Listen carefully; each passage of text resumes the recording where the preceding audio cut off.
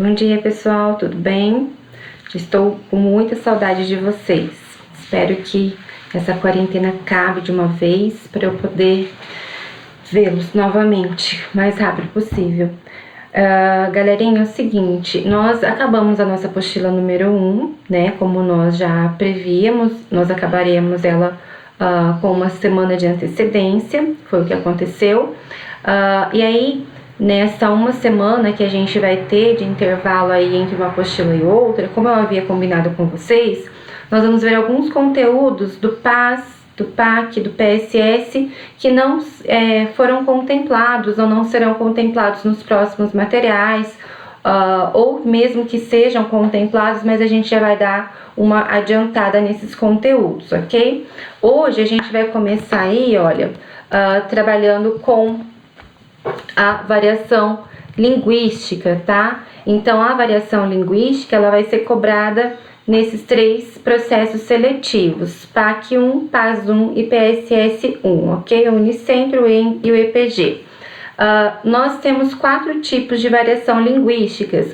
Esse conteúdo de variação linguística, ele é um conteúdo bem tranquilo, porque a gente fala bastante dele em sala de aula, a gente fala bastante sobre isso no nosso dia a dia, né? A gente ouve muitas variações linguísticas todos os dias da nossa vida, então ele é um pouquinho mais tranquilo. A gente só precisa fazer algumas relações. Então, quando a gente está falando em variação geográfica, nós estamos falando em variação diatópica, ela recebe também esse mesmo nome.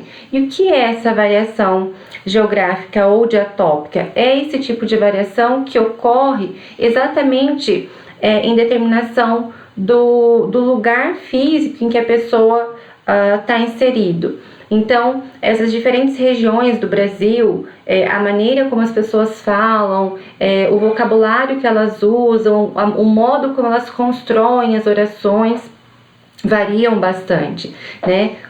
Os exemplos que eu coloquei ali, dá um bocadinho desse trem, faz favor. Tudo que está escrito aí, né, esse discurso, esse texto, ele tem marcas muito fortes dessa variação linguística regional ou geográfica, que é esse tipo de falar do mineiro, né? Então, palavras que mudam de sentido por estarem inseridas nesse contexto, o modo de falar, bocadinho, faz favor, né? Então, isso diz respeito à variação geográfica. O mesmo vai acontecer com o Batê, lá do Rio Grande do Sul, e também, esse último exemplo que eu coloquei para vocês, dá-me emprestado o teu telemóvel, acontece essa variação geográfica também com outros países que falam a nossa língua, que falam o português. Então, é o caso de Portugal, por exemplo, que ao invés de telefone celular ou de celular, eles dizem telemóvel, então uma variação linguística desse vocabulário. E eles também mudam a construção sintática desta palavra, dessa oração, tá? Então eles vão sempre começar lá pelo verbo, com o pronome e o complemento, diferente do que a gente está acostumado a ver aqui, que a gente sempre começa com sujeito, verbo e complemento, ok? Outro tipo de variação linguística, o segundo tipo de variação linguística, é essa histórica, diacrônica. Eu até brinquei com vocês sobre isso quando a gente estava vendo a semântica, né? Os conceitos básicos da semântica, que as palavras elas vão mudando de sentido ao longo da história. Eu acho que eu usei com vocês esse exemplo aí do pão, né? É um pão aquele João. Então, quando a minha avó dizia que o carinha era um pão, ela estava dizendo que o cara era, na verdade, bonito, né? Então, a gente percebe que ao longo da história, com o passar temporal, né, a diacronia do tempo, da história, faz com que algumas palavras elas deixem de ser usadas, algumas palavras continuam sendo usadas, mas com outro sentido, Outras palavras trocam, mudam a forma de acentuar, de escrever, né? O caso aí da palavra farmácia, que antigamente era escrita com PH, que tinha esse som de F, hoje já não existe mais isso. Houve uma mudança na língua. Muitas palavras que perderam a acentuação. Também já comentei com vocês que eu ainda tenho dificuldade quando eu estou escrevendo alguma palavra, tipo árvore. Eu coloco acento porque árvore não, nuvem. Coloco acento porque quando eu era criança a palavra nuvem tinha acento. Eu aprendi a escrever desse jeito e aí com o tempo isso foi mudando, tá? Então, esse tipo de variação, onde as palavras caem em desuso, são trocadas por outras palavras, onde a gente tem esses novos acordos ortográficos, né, e a acentuação, a pontuação, a grafia vai mudando, isso também é uma variação linguística e é uma variação linguística histórica ou diacrônica, belezinha? O terceiro tipo de variação é a variação social ou diastrática. A variação social, ela diz respeito aí, ela vai se referir aos diferentes grupos, ao modo de falar dos diferentes grupos e das diferentes classes sociais. Então, ela está relacionada à idade, ao sexo, à etnia, ao grau de escolaridade, à profissão ou mesmo ao seu grupo. Então, olha, eu sou skatista, e aí lá no meu grupo, né, nesse meu grupo social de skatistas, a gente tem algumas gírias que a gente usa, a gente tem alguns termos muito próprios que são só nossos. Então isso é um tipo de variação linguística, né, a variação linguística social.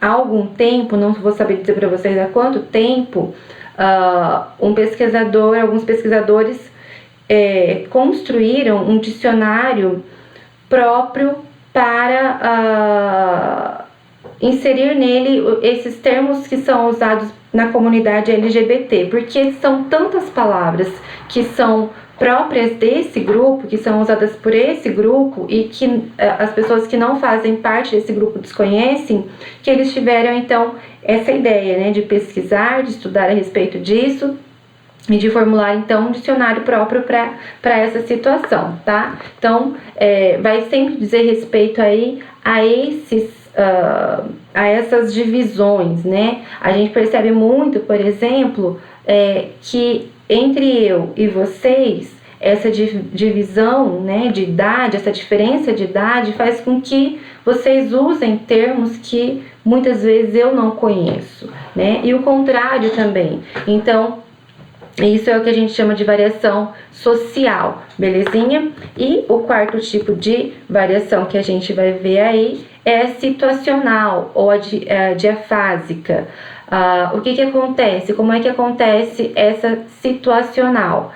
Ela diz respeito principalmente quanto à formalidade e informalidade do uso da língua. Então, em algumas situações, por exemplo, se eu estiver no colégio conversando com a Rosângela, né, eu vou tratar ela com mais formalidade, porque ela é minha superior. Eu não vou tratar vocês com tanta formalidade quanto eu trataria a Rosângela por conta desse nível de hierarquia que nós temos dentro da escola. Mas eu também não vou tratar vocês como eu trataria o meu filho, mesmo vocês tendo mais ou menos a mesma idade, porque eu não tenho tanta intimidade com vocês quanto eu tenho com o meu filho. E o mesmo aconteceria, por exemplo, se eu encontrasse a Rosângela num churrasco. A formalidade com a qual eu trataria ela também seria outra, talvez seria menos formal, exatamente por conta dessa situação, tá? Na apostila de vocês a gente tem lá um dos exercícios que nós fizemos em sala de aula, tinha um diálogo ali entre duas pessoas e a gente percebeu essa quebra da formalidade em decorrência da situação. Eu fiz um outro diálogo aí só pra gente perceber como é que o modo de falar muda dependendo da situação, mesmo que seja com a mesma pessoa, tá? como se, o exemplo aí, como se eu tivesse feito uma ligação para o colégio SEC. Aí a atendente lá, a telefonista atende. Colégio SEC, bom dia, em que posso ajudar? Bom dia, eu gostaria de falar com a coordenadora. Quem está falando, por gentileza? É a professora Lilian. Oi, Pro, tá boa? Só um pouquinho. Já eu passo para a Rô. Beijo. Então, como é que muda, né, a forma como a gente está falando com a pessoa quando é alguém que a gente tem mais intimidade, tá? Então, em respeito a isso que a variação social acontece, a situacional acontece, tá? Então, variação situacional ou diafásica.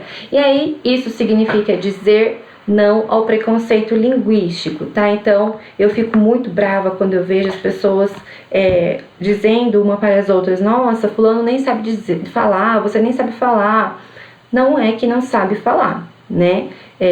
Todo mundo sabe falar, todo mundo sabe como se comunicar, só que cada um tem o seu jeito de se comunicar, porque está sendo constituído aí por alguma situação, algum momento social, temporal, algum lugar, né, algum lugar regional, vem de outro país, ou vem de outra cidade, vem de outro estado. Então, essa pessoa não está falando errado, ela simplesmente está falando de um modo diferente do seu, ok? Junto com esse vídeo, eu estou enviando uma lista de exercícios para vocês, que vai tratar sobre a variação linguística, mas vai também fazer uma retomada aí do conteúdo que nós já vimos até aqui, tá? Então, para que vocês não caiam aí no esquecimento, porque depois vem prova, vem simulado, e a gente não pode deixar esquecer esse conteúdo. Retomem também tudo que nós já vimos até a aula 12.